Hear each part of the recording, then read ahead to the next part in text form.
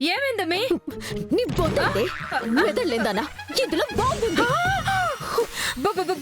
బాబా నువ్వు శ్రేయభిలాష్ అన్నావు కదా, వాళ్ళు పెట్టి నీతో పంపించారు.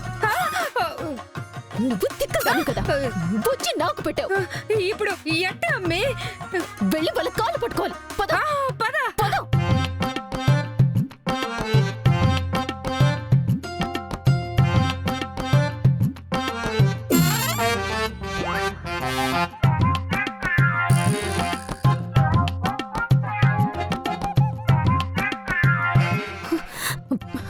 హలో, హాల్లో లేరు కదా?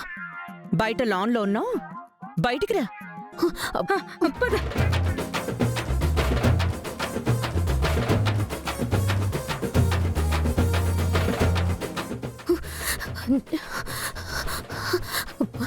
అత్తయ్య గారు, నన్ను బతికించండి ప్లీజ్. అత్తయ్య గారు, ఈ బాంబు తీసేయండి. మీరు చెప్పినట్టే ఈ ఇంటి నుంచి బయటికి వెళ్ళిపోతాను. Please please. మీరు నాతో ఏం చెప్పుండారు? మీరిప్పుడేం చేసుండారు? మా అమ్మి ఒంట్లోకి స్లో పాయిజన్ ఎక్కించుండారు. దాంతో సావలేదని బాంబు పెడతారా? ఎంత మోసమా! న్యాయం కోసం నేను కోర్టుకు పోతాను. అమ్మా మహాతల్లి, నువ్వు బాగు. నేను మాట్లాడుకుంటాను కదా. అత్తయ్య గారు, నేను ఇల్లు వదిలి వెళ్ళిపోతానండి. ఈ బాంబు తీసేయండి ప్లీజ్.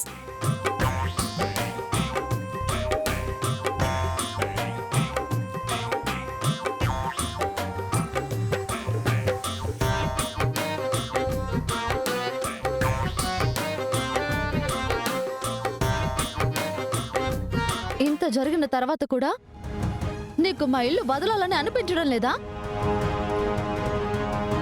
నువ్వు ఇలా దీనంగా మొహం పెడితే నీ మీద జాలి కలుగుతుంది అనుకుంటున్నావా? నిన్ను ఈ ఇంట్లో ఉంచుకుంటాం అనుకుంటున్నావా? అలా ఉండే అవకాశాన్ని నువ్వు ఎప్పుడో పోగొట్టుకున్నావు. బయలుదేరు, లేదంటే నేనే నీ మెడ పట్టుకుని బయటికి గెంటాల్సి వస్తుంది. నిన్నిలా కాదే, రావే బయటికి. వదిన గారు, వదిన గారు, మా అమ్మని వదిలేయండి. నేను నచ్చ చెప్పుకుంటాను.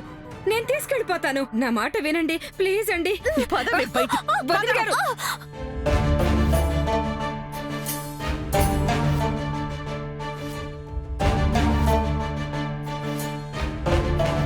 శరణ్య లుక్కి అర్థమేంటి?